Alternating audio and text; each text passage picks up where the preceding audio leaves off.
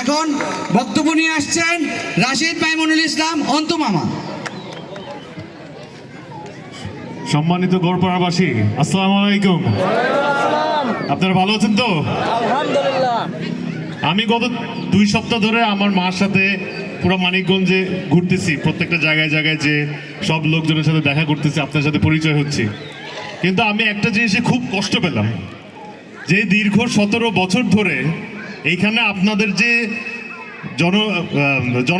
জননেতা যে ছিল, যে একজন এমপি না, সে একজন মিনিস্টার ছিল, সে এই মানিকগঞ্জের জন্য একটা কাজও করে নাই।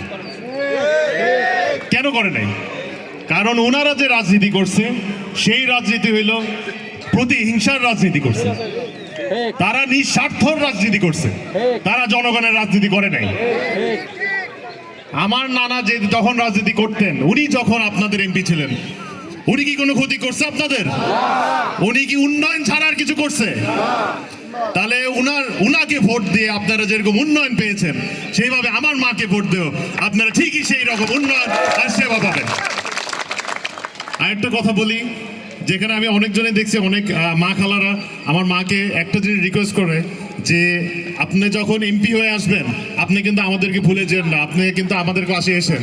এটা আমি ওনার ছেলে হয়ে আপনাদেরকে কথা দিচ্ছি, আমার মা আপনাদের সাথেই থাকে, কারণ আমার মা কিন্তু ঢাকায় থাকে না, আমার মা কিন্তু মানিকগঞ্জেই থাকে, গত 17 বছর ধরেই আছে। উনি যখন এমপি ছিল না তখন ওই মানিকগঞ্জে থাকে, তা এখন তো আরো বেশি থাকবে, তো এটা নিয়ে কোনো টেনশন করবেন না।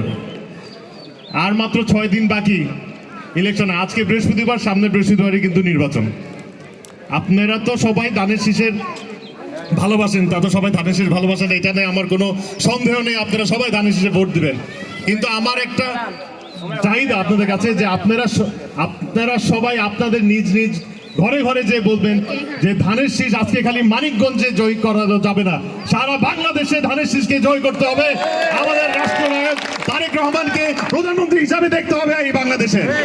তো সবাই আপনাদের আত্মীয় স্বজন, বন্ধু বান্ধব যে যা আছে, যে যা অন্য এলাকায় যারা আছে, সবাইকে বলবেন ধানের শীষে ভোট দিতে, 12 তারিখে ধানের শীষে ভোট দিয়ে বিএনপিকে রাষ্ট্র ক্ষমতায় নিয়ে আসতে। ধন্যবাদ সবাইকে। বাংলাদেশ জিন্দাবাদ, বাংলাদেশ জাতীয়তাবাদী দল জিন্দাবাদ। ধন্যবাদ।